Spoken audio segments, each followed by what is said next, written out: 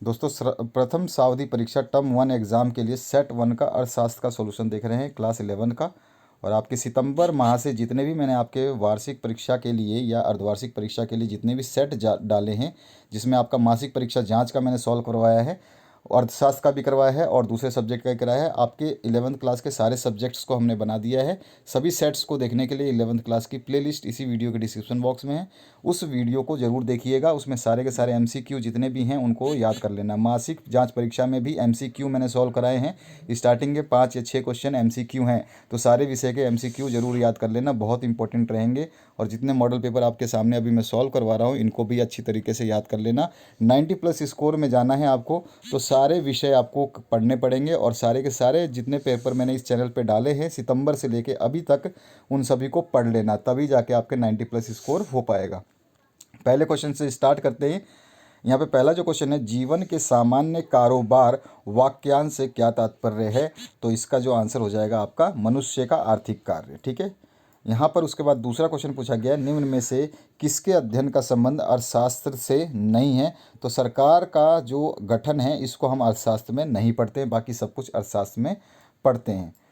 इसके बाद में संख्याकी का जनक किसे कहा जाता है, ये क्वेश्चन है। और इसमें आपका जो राइट आंसर हो जाएगा, इसमें हो जाएगा गॉटफ्राइड एकेनवॉल। ठीक है, डी ऑप्शन करेक्ट हो जाएगा। उसके बाद में चौथा क्वेश्चन है, बहुवचन में शब्द सांख्यिकी से क्या तात्पर्य है? तो सांख्यिकी में संख्यात्मक ज्ञान होता है, आंकड़ा भी होता है और सांख्यिकीय तथ्य भी होता है, तो इसमें से सभी आपका राइट ऑप्शन हो जाएगा डी।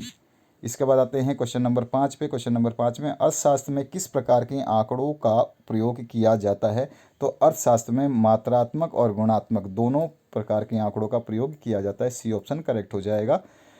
6 नंबर क्वेश्चन है, इसमें पूछा गया है संचरित या परिमित उत्तर प्रश्न में उत्तर के विकल्पों की संख्या हो सकती है? तो केवल 2 हो सकती है। उसके बाद में 7वां जो क्वेश्चन है, किस प्रकार के आंकड़ों की विश्वसनीयता एवं और सत्यता की जवाबदेही अन्वेषक पर होती है? तो प्राथमिक आंकड़ों की जवाबदेही होती है। उसके बाद में 8वां क्वेश्चन है, आंकड़ा संग्रह के लिए सूचनाएं एकत्रित करने वाला व्यक्ति खालिस्तान कहलाता है? तो उसको हम प्रेक्षक या अन्वेषक कहते हैं, सी ऑप्शन करेक्ट हो जाएगा। इसके बाद में नेक्स्ट जो क्वेश्चन है, इसमें पूछा गया इनमें से किस विधि में प्रगणक का उत्तरदाता से प्रत्यक्ष संपर्क होता है? तो इसमें व्यक्तिगत साक्षात्कार, मतलब कि जो आमने सामने हम जो उत्तरदाता है, प्रगणक मतलब हो गया कि आपका जो भी बात करने वाला है, जो बात करने वाला है वो आपके सामने हो, तो यहाँ पर सी ऑप्शन करेक्ट हो जाएगा। बाकी तो ईमेल और टेलीफोन और डाक वाला तो ज़रूरी नहीं है कि सामने आदमी हो, आप कोई भी उसको लिख करके भेज सकता है ईमेल के थ्रू, या फिर टेलीफोन से बात करके हो सकता है, और डाक से भी आप जो है भेज कर बात कर सकते हैं, लेकिन व्यक्तिगत जो है वो सामने सामने होता है। 10वां क्वेश्चन है, स्वतंत्रता प्राप्ति के बाद भारत में सर्वप्रथम जनगणना कार्य कब हुआ था? तो स्वतंत्रता प्राप्ति के बाद में 1951 में हुआ था। ठीक है, ये आपका राइट आंसर हो जाएगा। उसके बाद में नेक्स्ट क्वेश्चन जो है, और अगर वैसे सर्वप्रथम की बात करें तो 1872 के में हुआ था। ठीक है, 1872 ईस्वी में, जो कि इसमें ऑप्शन भी नहीं है, लेकिन वो स्वतंत्रता से पहले की बात है। इसके बाद में नेक्स्ट क्वेश्चन है, वर्गीकरण आंकड़ों को खालिस्तान व्यवस्थित करने की प्रक्रिया है? तो भिन्न स्तंभों एवं पंक्तियों में, दोनों में हम करते हैं, पंक्तियों में भी करते हैं और स्तंभों में भी करते हैं, तो यहाँ पर आपका डी ऑप्शन करेक्ट होगा।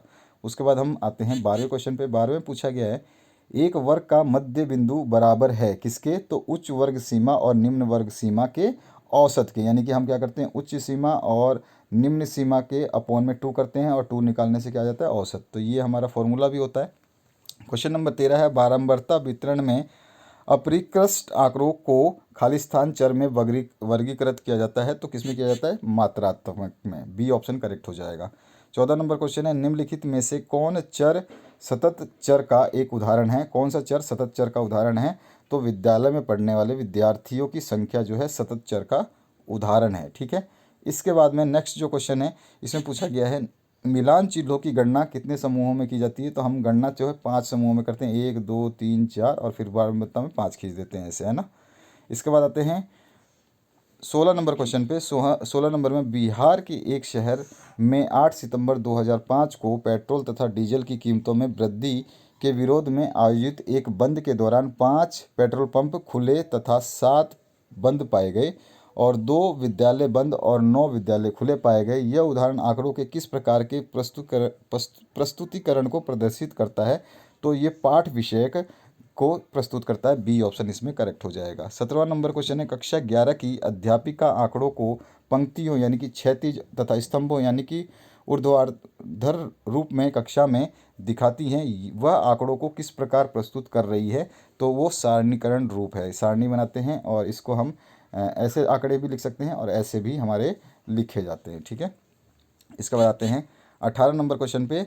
सुमित पिछले 10 वर्षों की अवधि के दौरान एक विद्यालय में अध्ययन करने वाले छात्रों की संख्या को सारणीबद्ध करता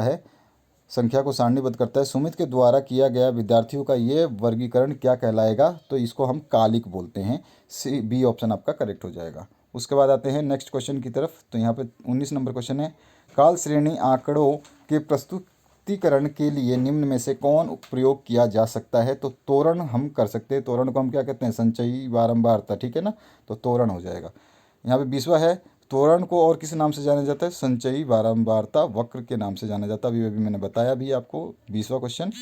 इसके बाद आते हैं 21 नंबर क्वेश्चन में। 21 नंबर में, भारत में प्रथम आधिकारिक जनगणना कब प्रारंभ हुई थी? तो सन 1951 में हुई थी। अभी हमने ऊपर भी देखा इसका आंसर।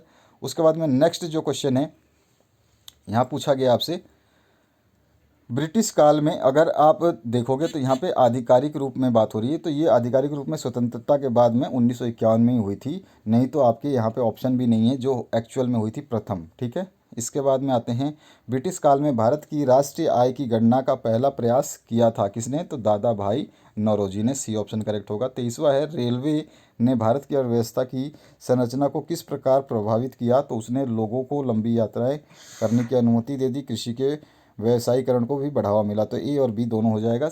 डी ऑप्शन करेक्ट हो जाएगा। 24 नंबर क्वेश्चन है, स्वतंत्रता के पश्चात भारत में किस आर्थिक प्रणाली को अपनाया गया? तो मिश्रित अर्थव्यवस्था को अपनाया गया। उसके बाद में 25 नंबर है, औपनिवेशिक काल में भारत के औद्योगिकरण के पीछे विदेशी शासकों के क्या उद्देश्य थे? तो भारत को कच्चे माल का निर्यात तक बनाना और भारत को एक विशाल बाजार बनाना, दोनों ही इनका ऑप्शन था। तो डी ऑप्शन इसमें करेक्ट हो जाएगा। उसके बाद में 26 नंबर, किसी वस्तु का कीमत निर्धारण बाजार में किसके द्वारा किया जाता है? तो मांग और पूर्ति दोनों के द्वारा किया जाता है। कितनी मांग है और कितनी पूर्ति हो रही है। सी ऑप्शन करेक्ट हो जाएगा। 27वां क्वेश्चन है, राष्ट्रीय योजना समिति का गठन कब किया गया था? तो सन 1938 में किया गया था। बी ऑप्शन इसका करेक्ट हो जाएगा। इसके बाद में आपका 28 नंबर क्वेश्चन है, पंचवर्षीय योजना की अवधि कितनी होती है? तो 5 वर्ष होती है। इसका आंसर आपका करेक्ट हो जाएगा, जबकि 5 पंचवर्षीय बोला है तो 5 वर्ष। इसके बाद में 29 नंबर, किस प्रकार की आर्थिक प्रणाली में उत्पादित वस्तुओं को लोगों के बीच उनकी कार्य क्षमता के आधार पर वितरित किया जाता है? तो सार्वजनिक वितरण प्रणाली में। उसके बाद में नेक्स्ट जो है 30 नंबर क्वेश्चन है, इसमें पूछा गया आपसे, भारत की प्रथम औद्योगिक नीति की घोषणा सन 1948 में की गई थी। बी ऑप्शन करेक्ट होगा। 31 नंबर है, भारतीय सांख्यिकी संस्थान कहाँ अवस्थित है? तो वो कलकत्ता में है। सी ऑप्शन करेक्ट हो जाएगा। 32 नंबर है, आर्थिक समृद्धि का प्रमाणिक सूचक खालिस्तान है तो सकल घरेलू उत्पाद है। ये ऑप्शन इसमें करेक्ट हो जाएगा। 33 नंबर क्वेश्चन है, विश्व व्यापार संगठन यानी WTO की स्थापना की गई? तो सन 1995 में की गई।